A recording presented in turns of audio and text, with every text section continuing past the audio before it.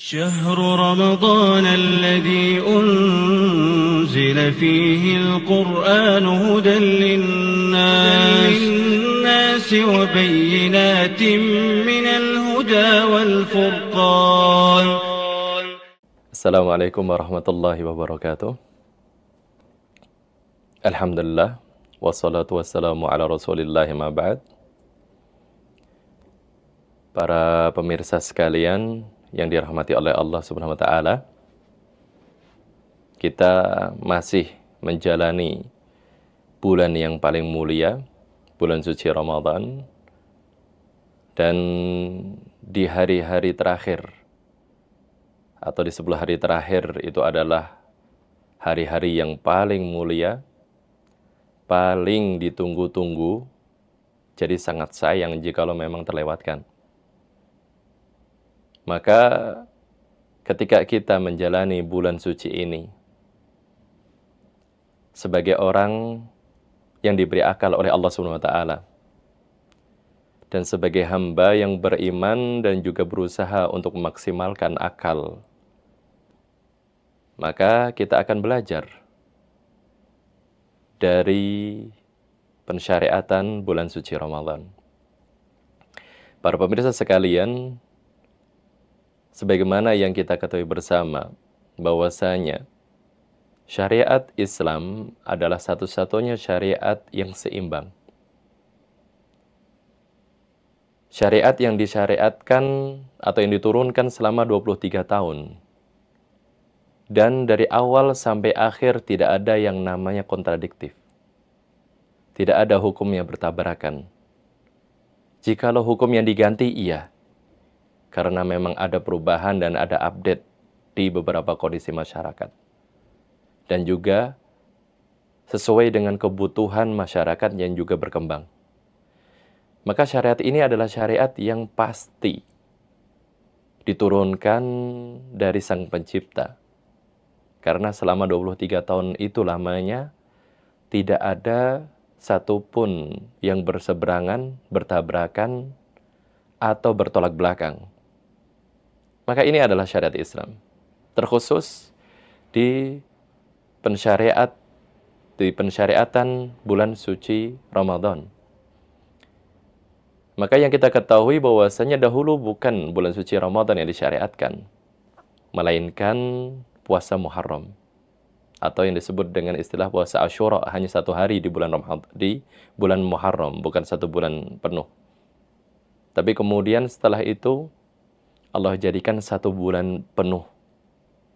Mungkin bagi sebagian orang berpikir, yang dahulunya hanya 1 hari puasa, menahan lapar, menahan dahaga, berusaha untuk menghindarkan diri dari segala yang bisa membatalkan puasa, tapi sekarang seseorang harus menahan itu semuanya selama 30 hari lamanya. Seakan-akan di sini ada semacam penambahan beban. Ada penambahan hukum yang harus ditanggung oleh segenap manusia. Tapi coba kita lihat.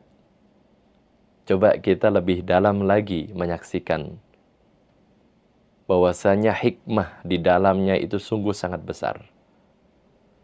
Dan kebaikan perubahan pensyariatan tersebut itu justru kembali kepada umat manusia. Kita yang sungguh merasakan dan akan menikmati kebaikan dari itu semua. Yang paling mudah untuk kita katakan adalah bahwasanya ketika seorang itu berpuasa yang mana kita ketahui itu dimulai dari awal terbitnya fajar hingga tenggelamnya matahari, dan selama itu pula manusia yang berpuasa disebut sedang melakukan ibadah. Maka tidurnya bukan disebut ibadah tidurnya, tapi ketika seorang tidur saja di hari tersebut, di hari di mana dia puasa, pahala itu tetap mengalir. Maka ini adalah keutamaan di mana posisi seseorang dan kondisi seseorang yang sedang berpuasa. Berarti semakin banyak hari yang disyariatkan, semakin banyak ibadah yang dilakukan, menjadikan tabungan pahala kita itu semakin banyak juga. Maka keberuntungan justru pada diri kita masing-masing. Satu hari, pahalanya hanya satu hari, karena amalannya juga hanya satu hari. Tapi ketika amalan tersebut dilipat gandakan menjadi 1 bulan lamanya, maka pahalanya juga 1 bulan. Belum lagi rumusan dalam syariat Islam, 1 kebaikan dikali 10. Tapi itu berlaku pada mayoritas ibadah, tidak berlaku pada puasa. Secara umum puasa, dan terkhusus puasa Ramadan, karena puasa Ramadan hukumnya wajib, maka puasa Ramadan adalah puasa yang paling utama dan paling besar pahalanya di sisi Allah Subhanahu wa taala. Allah Subhanahu wa taala telah berfirman dalam hadis qudsi yang diriwayatkan oleh Al-Imam Al-Bukhari dan Al-Imam Muslim, bahwasanya Allah Subhanahu wa taala berfirman, "Fa innahu li wa ana ajzi bihi." Yang namanya puasa itu untukku, dan aku sendiri yang langsung berurusan untuk memberikan ganjaran dan balasan kepada orang yang berpuasa. Yang mana ibadah-ibadah yang lain itu sesuai dengan rumusan yang sudah Allah tetapkan. 1 kebaikan dikali 10 dikali 700. Tapi puasa di sini Allah SWT turun tangan langsung, yang akan langsung memberikan bonus dan balasan bagi orang-orang yang berpuasa. Maka ini adalah sebuah kemenangan yang besar, keuntungan yang luar biasa. Bukan sebagai beban yang kita pandang, karena berpuasa 1 bulan itu tidak seberapa jikalau dibandingkan pahala yang akan kita dapatkan. Tidakkah kita berpikir, ketika kita bandingkan kehidupan di dunia dan juga di akhirat, bahwasanya kehidupan di dunia ini tidak seberapa. Manusia hidup tidak akan lebih dari 100 tahun. Bahkan mayoritas umat Nabi Muhammad hanya berusia sekitar 60-70 tahun. Dan itu waktu yang sangat terbatas. Dengan kata lain, jikalau seorang pegawai itu bekerja baru sekitar 10 tahun, 5 tahun, kemudian harus pensiun. Dan selama dia bekerja 5 tahun sampai 10 tahun itu, menyisihkan untuk tabungan pensiun, kira-kira dia hanya mendapatkan berapa dan selama berapa lama. Itu semuanya ada rumusan dalam hitungan dana pensiun.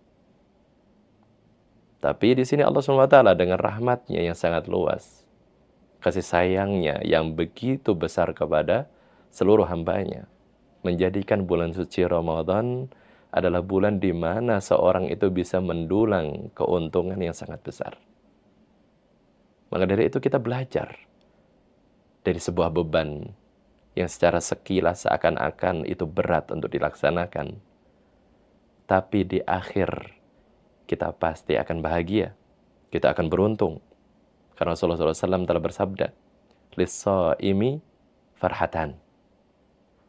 Farhatun 'inda fitrihi, wa farhatun 'inda liqa'i rabbih." Yaitu namanya orang berpuasa, dia akan mendapatkan 2 kebahagiaan, 2. Yang mana manusia hidup juga, yang dicari adalah kebahagiaan. Maka orang ingin bahagia di kehidupan dunia ini, terkhusus di dunia, atau mau lebih lagi mau bahagia di dunia dan di akhirat, maka salah satu cara yang harus dia lakukan adalah berpuasa.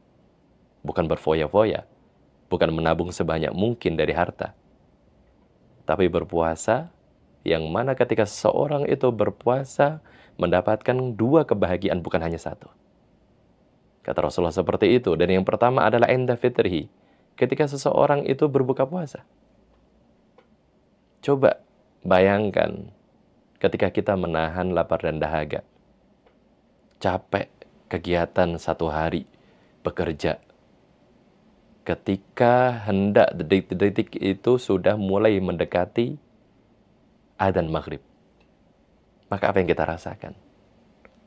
Kita sudah mempersiapkan apa yang ada di sekitaran kita untuk kita minum, untuk kita santap. Dan perasaan ketika kita mendengarkan adzan maghrib, sungguh luar biasa. rasa bahagia. Dan kebahagiaan di waktu itu dan di hari itu ada dua juga. Yang pertama adalah karena seorang muslim itu bisa menyempurnakan puasa di hari itu. Itu adalah kebahagiaan yang pertama di hari itu. Dan yang kedua, karena dia hendak berbuka puasa. Di satu hari saja kita mendapatkan dua kebahagiaan. Dan itu berlangsung selama 1 bulan lamanya. Dan ditambah lagi ketika Idul Fitri tiba. Takbiran di mana-mana. Perasaan bahagia itu pasti menyelimuti dan melanda. Dan kita bahagia juga karena menyempurnakan ibadah kita. Dan juga kita mendapatkan kemenangan bahwasanya orang-orang yang berpuasa akan mendapatkan pahala yang tidak terbatas dari Allah SWT. Ini adalah kebahagiaan yang pertama di dunia ini saja. Tapi masih ada kebahagiaan yang paling besar, yaitu kebahagiaan yang kedua. Inda liqa'i rabbih. Ketika seorang yang berpuasa itu bertemu dengan Allah SWT. Maka ketika bertemu di hadapan Allah SWT, orang tersebut akan merasa bahagia karena dia telah membawa bekal. Membawa apa yang memang diridhoi oleh Allah SWT. Amal ibadah puasa. Dan tidak mungkin Allah SWT itu tidak meridhoinya karena Allah memerintahkannya. Dan kedua, jelas-jelas di sini Allah SWT sudah turun langsung untuk memberikan balasan kepada orang yang berpuasa. Itu karena saking pentingnya ibadah ini. Dan para ulama kita menjelaskan kenapa Allah SWT turun langsung memberikan bonus pahala yang begitu besar, tidak ada yang tahu hitungannya kepada orang yang berpuasa. Karena ibadah puasa adalah salah satu ibadah yang seseorang itu ikhlasnya sangat tinggi. Dan sangat mudah seorang itu meraih ikhlas. Atau dengan kata lain, ibadah yang paling ikhlas di antara ibadah-ibadah yang ada itu adalah puasa. Bagaimana mungkin seseorang yang berpuasa itu bisa mengatakan kepada orang-orang di sekelilingnya, aku puasa, aku puasa, aku puasa. Maka akuilah kalau aku sedang puasa. Jarang orang yang melakukan seperti itu, bahkan mungkin tidak ada. Jikalau ada yang melakukan, mungkin kita akan berpikir, sedang apa dia melakukan seperti itu? Atau maunya apa? Karena terkesan tidak ada gunanya ketika memamerkan puasanya. Berbeda dengan ibadah-ibadah yang lain seperti sholat, zakat, haji, dan lain sebagainya. Itu semuanya adalah perbuatan yang bisa disaksikan oleh manusia. Seseorang yang pergi ke masjid, rajin sholat 5 waktu di masjid. Oleh tetangganya terlihat. Oleh keluarganya, oleh teman-temannya terlihat. Orang yang pergi haji, sekampungnya mungkin tahu. Dan orang yang sedekah, minimal orang yang menerima sedekah atau menerima zakatnya itu juga tahu. Tapi orang yang berpuasa, itu urusan dia dengan Allah SWT secara pribadi. Maka dalam kondisi ini, seseorang itu dilatih bagaimana ikhlas. Hanya bekerja, berbuat, demi menggapai ridha Allah SWT. Biar Allah itu memandang kita. Nah, ini adalah nilai di mana kita itu juga harus belajar dari bulan suci Ramadan. Ibadah puasa. Dan jangan sampai ketika kita sebentar lagi selesai di bulan Ramadan ini, kemudian kita menjadi orang-orang yang kembali ke fitrah dalam tanda kutip. Kembali ke asal. Yang asalnya buruk kembali ke buruk. Yang asalnya selalu makan kembali ke makan terus. Yang asalnya waktunya itu berantakan, maka kembali ke berantakan. Jangan sampai kita seperti itu.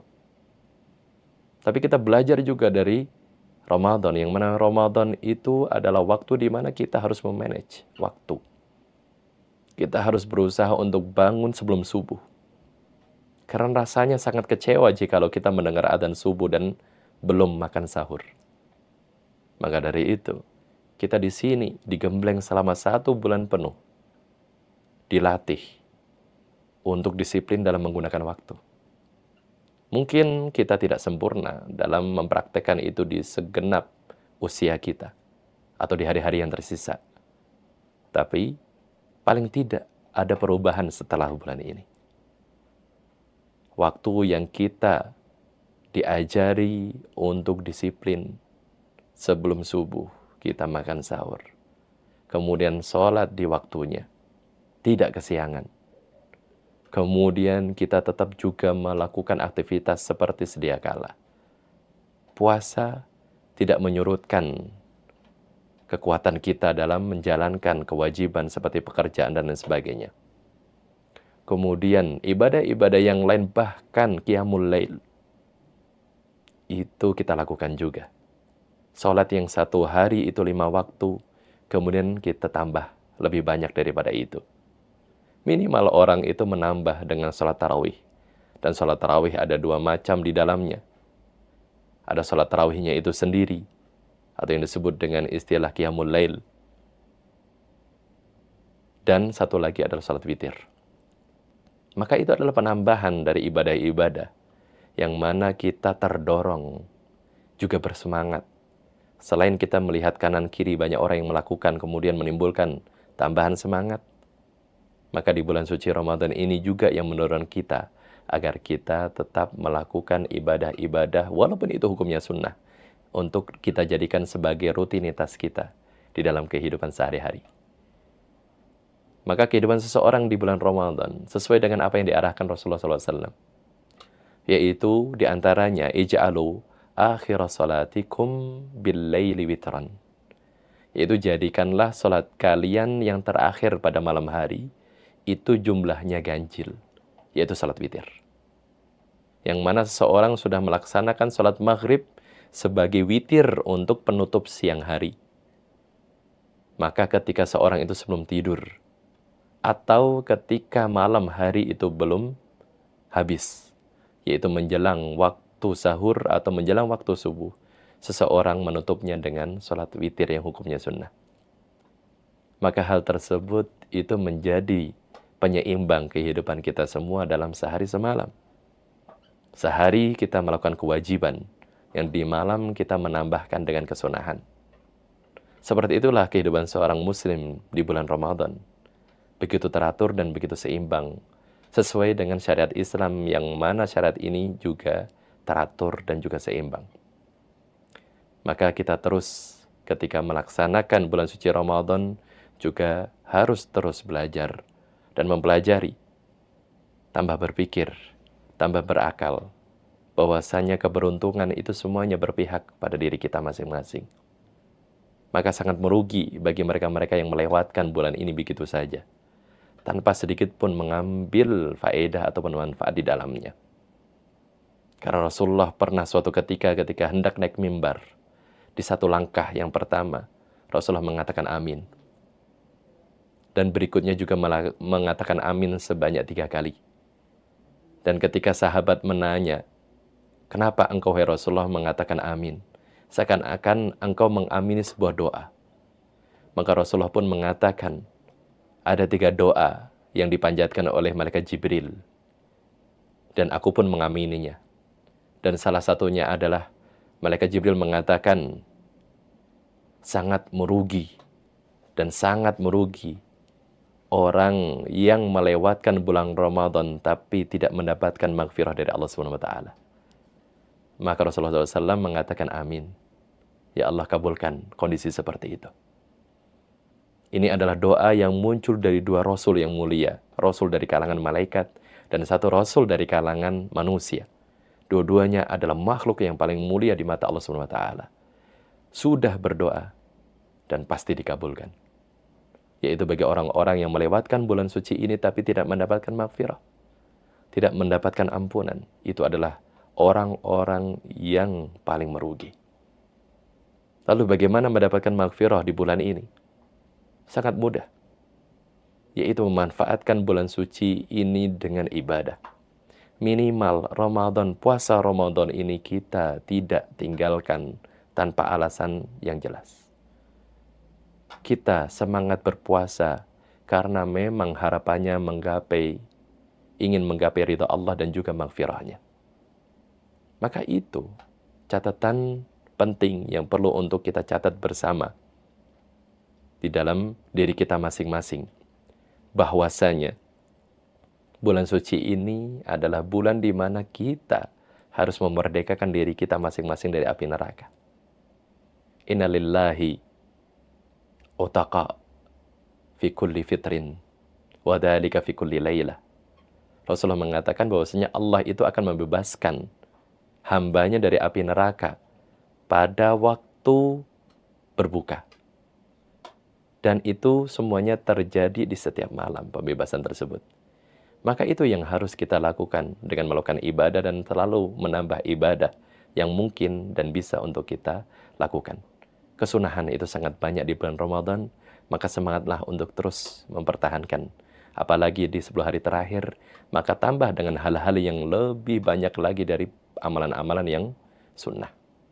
Maka dengan cara itu kita akan mendapatkan maghfirah dari Allah SWT dan kita pasti akan dijadikan sebagai orang-orang yang dibebaskan dari api neraka. Seperti itulah Ramadan mengajari kita dan seperti itulah kehidupan seorang muslim di bulan Ramadan yang mulia. Mungkin itu yang bisa saya sampaikan pada kesempatan yang mulia ini. Akhirul kalam.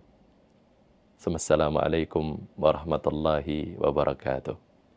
شهر رمضان الذي أنزل فيه القرآن هدى للناس وبينات من الهدى والفرقان